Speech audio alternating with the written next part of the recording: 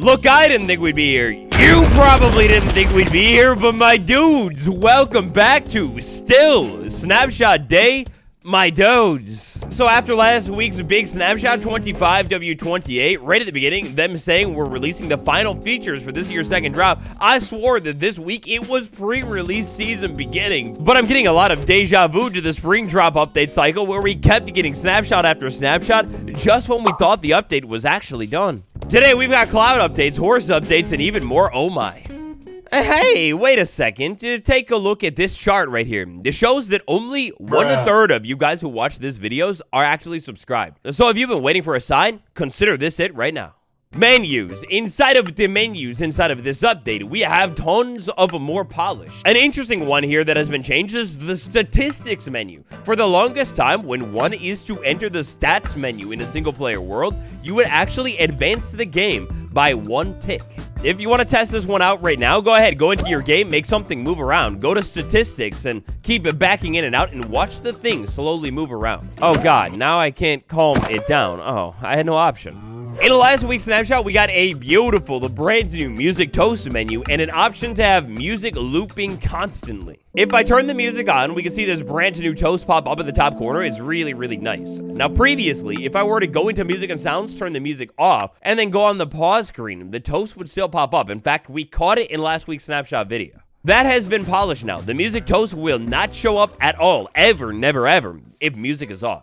Now, interestingly, when it comes to a government name and a government birthday for this new gassed update, we still do not have one. But if you know me, then you know that I'm big on timelines and trying to put things together. This time, last year, we got the very final snapshot for what would become the Turkey Trials update. Only time will tell. When we move into pre-releases, we'll really know that this update is about to drop. But the last year, the Turkey Trial update released on June 13th.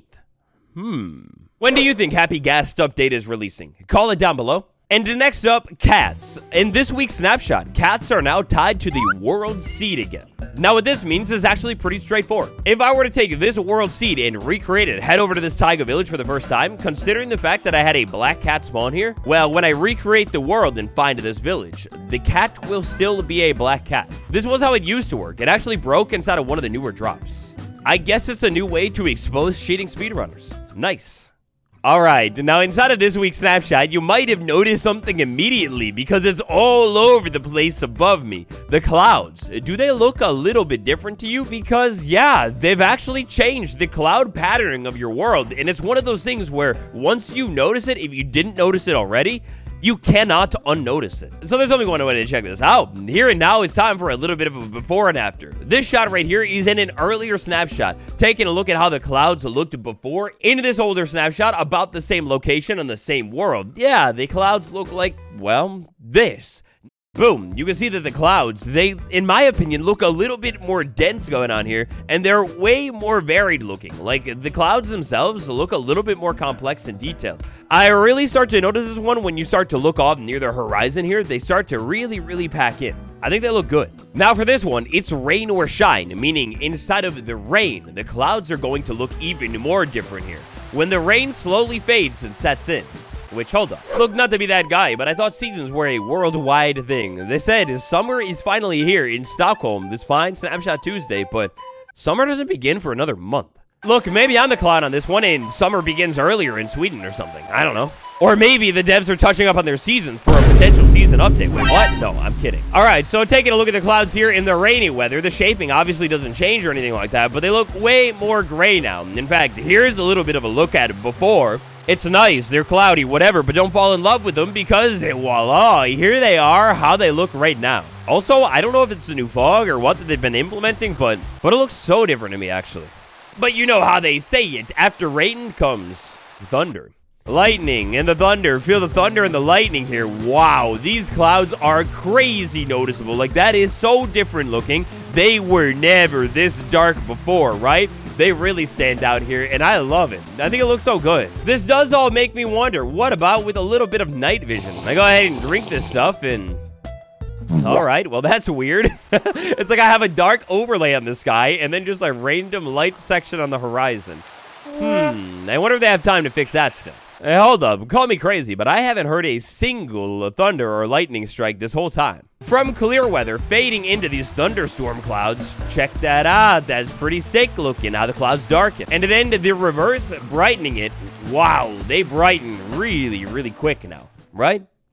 Another sneaky little change that has happened this week is, with all things, Frostwalker. So with these fancily named boots right here, maybe it's a secret code or something, go ahead and put them in, walk around on the ice and take a look at it. Basically, this one is all about the visuals. Frostwalker was causing frequent visual corruption, unthreaded and semi-blocking chunk builder video setting. Running around here, I mean, yeah, look at the visual corruption, or the lack thereof of it. Looks nice. Next stop of the day, these screens, the new ones. We talked a little bit about them, dialogue stuff, in last week's snapshot. In this week's snapshot, they have gotten even more powerful. What in the world are they gearing up for? Taking a look at this dialogue stuff here, one of the big changes that they've done here is restrict the size of elements inside of dialogue screens. They've adjusted this whole input control stuff going on, and the dialogue screen should hopefully now correctly stack, meaning like you go to one screen, you go back to the other screen that you're actually meant to. Dialogues will now also be able to use the run command correctly. All in all, it's all quite a bit technical and super nice for mod makers and maybe servers and things like that, but I really wonder what they're getting at here with these changes. Like, they don't just add changes to never use them in vanilla, right? Well, well, well, of all things to get an update in this week's snapshot, would you take a look at that? The horse has some brand new mechanics. Alrighty, so this is very, very interesting here. As you can see, I am eating a carrot.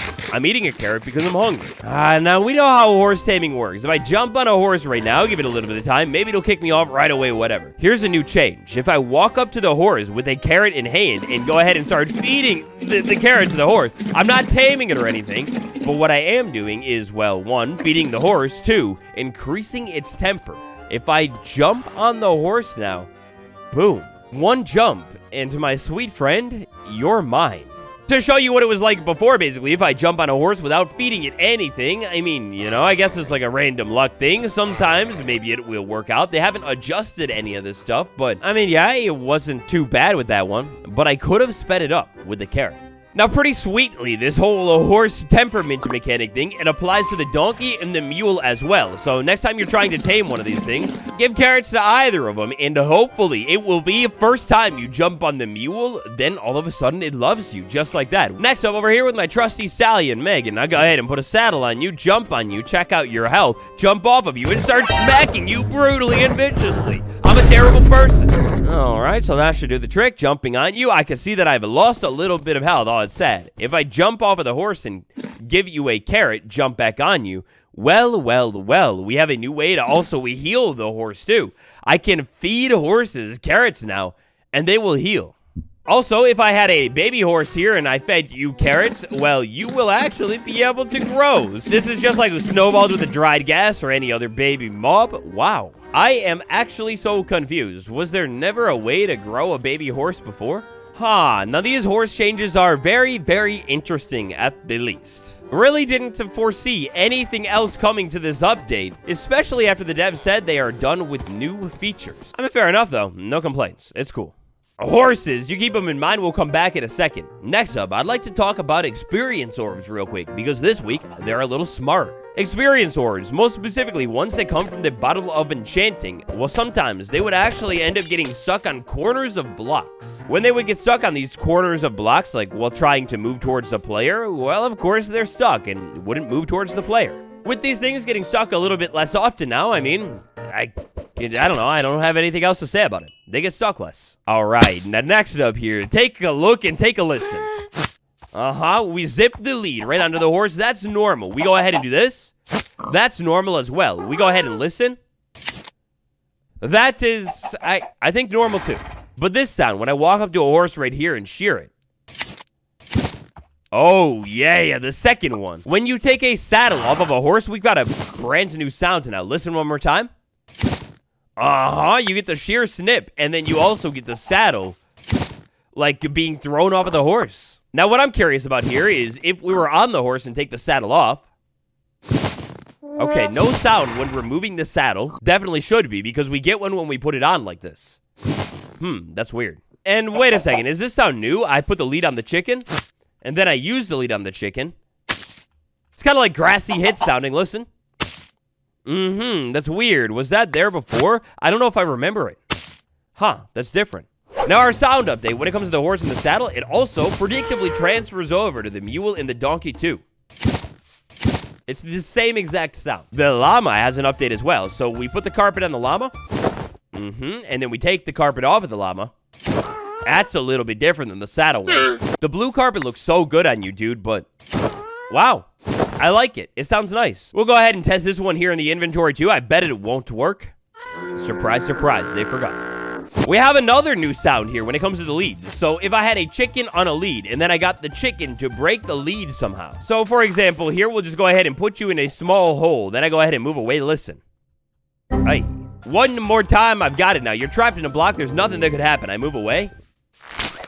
Hey, that's cool sounding. Yeah, honestly, that's really, really cool. Like, it actually properly snaps and whips back. Wow, that's sweet. Last but not least, this week around, when it comes to changes here, I'd like to talk about the beacon. Our friend has received a couple of small polishes. Sliding into the changelog here, we've got a total of 20 bug fixes, 2 of which have to do with the beacon. Our first issue here has to do with if you had a beacon beam and it was lower than the player, and then if I press F3 and A and reload all chunks, well, the beacon beam would render invisible. Beacon beams and structure blocks were also rendering twice per frame as well. On the bug tracker, we have a little bit of a video of this issue, but it's gone now. Happy gas update. How many more weeks of snapshots will we get? Thank you all so much for watching today's snapshot video. If you enjoyed it and you haven't yet, smash like and subscribe. On the end card will be a playlist. You check it out. I will see you all very, very soon. Goodbye, everyone.